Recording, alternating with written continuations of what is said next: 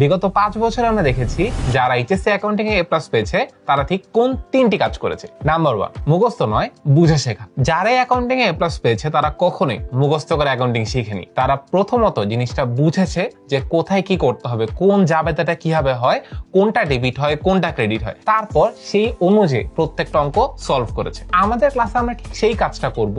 তোমাকে একদম বেসিক থেকে বুঝাই দিব যে অ্যাকাউন্টিং এ কোন জিনিসটা কেন হচ্ছে, কিভাবে হচ্ছে, যাতে করে কোনো একটা প্রশ্নে তোমাকে যদি অঙ্ক ঘুরায় দেওয়া হয় তুমি কনফিউজ হবে না, বরং বুঝে বুঝে সেই অঙ্কটা সলভ করতে পারবা। নাম্বার 2, যারা A+ পেয়েছে তারা কিন্তু শুধু শিখেই নিজেকে সীমাবদ্ধ রাখেনি, যা শিখেছে তা নিয়মিত প্র্যাকটিস করেছে। আমাদের ক্লাসে আমরা এই প্রবলেমটা কিভাবে সলভ করব। প্রথমত ক্লাসে তো একদম প্রত্যেকটা জিনিস বুঝিয়ে বুঝিয়ে শেখাবো। এরপর তোমার জন্য থাকবে daily exam, monthly exam. Class শেষ করে থাকবে তোমার জন্য একটা ডেডিকেটেড HW, এবং আমরা প্র্যাকটিস করব কোন ধরনের ম্যাথগুলো বোর্ডে যেই ক্যাটাগরির প্রশ্নগুলো তোমাদের আসে, আমরা সেই সব ক্যাটাগরির প্রশ্ন তোমাদেরকে প্র্যাকটিস করব।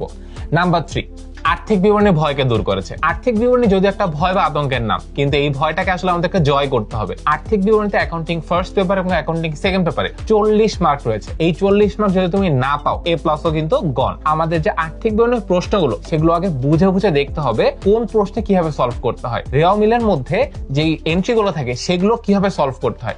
এরপর সমন্বয় যে দাখিলাগুলো থাকবে সেই প্রত্যেকটা দাখিলা আমরা স্টেপ বাই স্টেপ ভেঙে ভেঙে সলভ করব। বিগত বছরগুলোতে বোর্ডে যত ধরনের সমন্বয় আছে প্রত্যেকটা সমন্বয় আমরা লিস্ট করব। লিস্ট করে সেই লিস্টটাও তোমাকে দিয়ে দিব।